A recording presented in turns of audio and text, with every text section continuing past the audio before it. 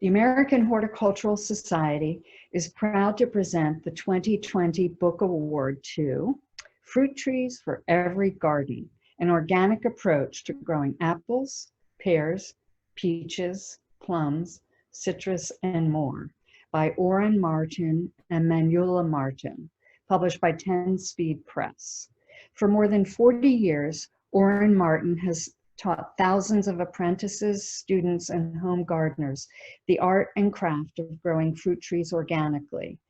In Fruit Trees for Every Garden, Orin shares hard-won wisdom and plenty of humor, his recommended fruit varieties and techniques for productive trees, including apples, pear, peach, plum, apricot, nectarine, sweet cherry, orange, lemon, fig, and more.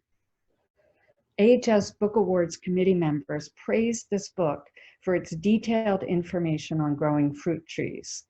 One member described it as, quote, a no-nonsense guide for beginning fruit tree growers using the French intensive method of the late Alan Chadwick.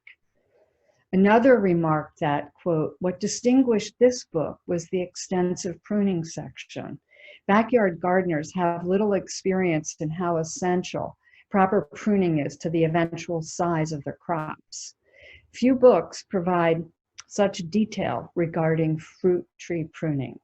So if you have fruit trees in your garden or yard, or would like to add some, this book is an essential read.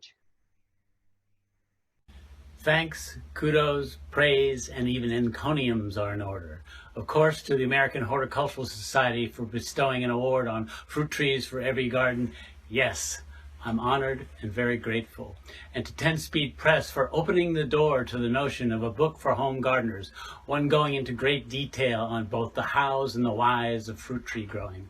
And to my co-collaborators, partners in grime, Liz Birnbaum, photos, Manjula Martin, full disclosure, my kid.